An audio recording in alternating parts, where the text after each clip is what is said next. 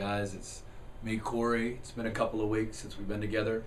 Had a wild ride the last couple of weeks. Been in a lot of planes, been traveling a lot, and it's been good. Had some real fruitful ministry as well as some good vacation time with my family.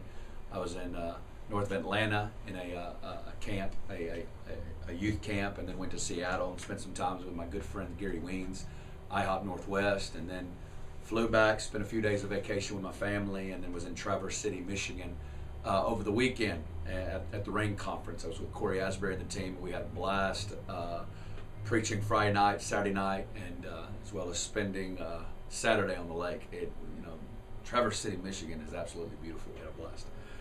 Well, here we are. We're day 2. It's Tuesday, August 2nd. It's day 2 of our GBF, our Global Bridegroom Fast. Just jumped right back in. And again, I just love GBS. I love what it does. I love the spiritual chiropractic adjustment I get every month as it replumblines me, as I just get those long hours just to soak in the presence of God and just to speak back to Him and let Him write His word on my heart.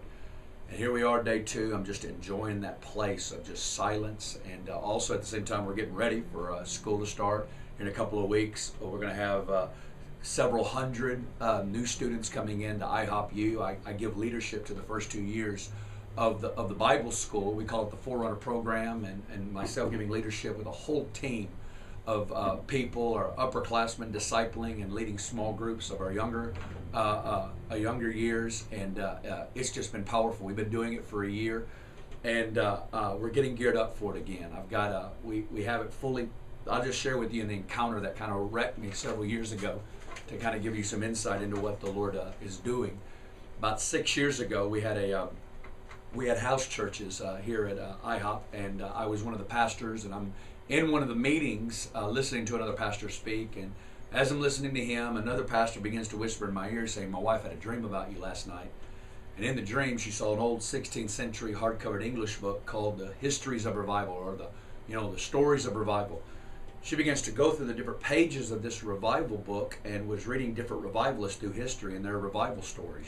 Charles Finney, George Whitefield, John Wesley, Jonathan Edwards, the great revivalist, and had come to a chapter, and I had written a chapter in the book. And as he's telling me this, it's like she had gone in the future and was reading all the accounts of revival. And as she's telling me this, I get thrown into a whirlwind.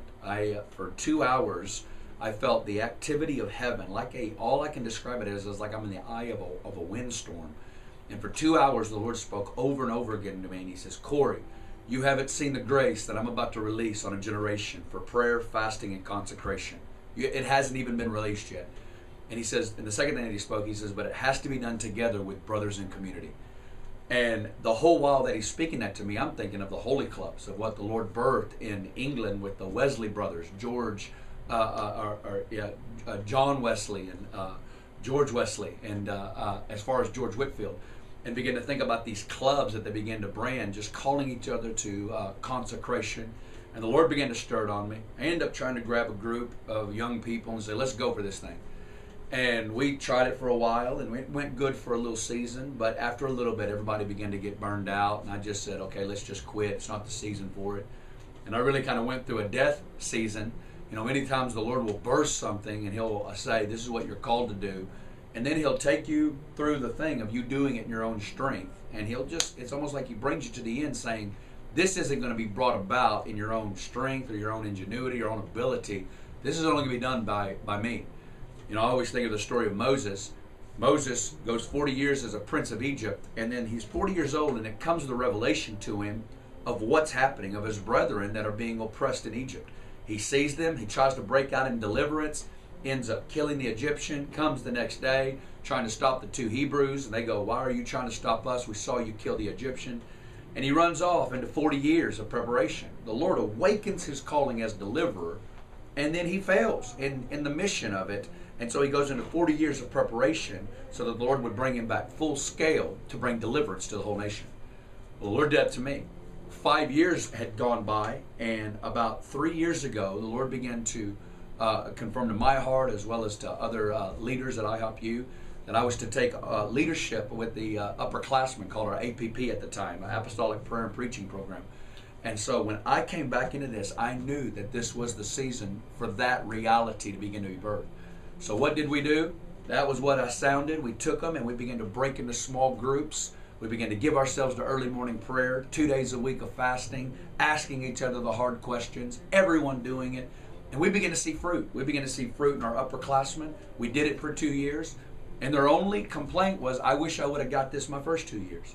So last year, we moved to the first year. We took our whole group of our upperclassmen, and the school-wide, we all were in groups and leading groups, and it was that reality, contending for greater grace in prayer, fasting, consecration, and doing it together with brothers and sisters. Many people ask me, what's the best thing about IHOP? As well as IHOP U is what we're doing. What's the best thing that you love? The best thing at the end of the day is brothers and sisters that are constantly provoking me. That is hands down the greatest gift of what we're doing, is people doing it. Not talking you out of it, but pushing the envelope for the more. And that calls me higher. Well, we did it last year. We took our upperclassmen. They're getting trained in leadership, getting trained in so much stuff. And we saw amazing fruit. And now we're about to move into our second year. And the Lord's burning a verse. And I'm going to close with this verse because this is the verse the Lord's burning on me right now. It's Malachi chapter 3, verse 16. Look at this verse. It says, then those who feared the Lord spoke to one another, and the Lord listened and heard them. So a book of remembrance was written before him for those who fear the Lord, and look at this, who meditate on his name. That we see in Malachi 3:16, groups of men, groups of women that bind together, and that whose sole purpose is holding each other to meditation on the name of God, to the fear of the Lord, and going after the fullness of God. And the Lord takes note of that. A book of remembrance is written for them, and that the Lord listens and he's engaged with what they're doing. That's the verse that's burning on me as we move into these groups this year. And I'd encourage you, just even as you're back home and you're like, I'm back home, I'm hitting it, find that one brother, find that one sister to run with, that you can do it together, saying we want to bind ourselves together with like-minded people to meditate on his name and to give ourselves to God. And I promise you, you'll find strength and grace in that. Well, I bless you, and we're just going to keep building and talking about different subjects over the next weeks and months. I'll see you soon. Bye.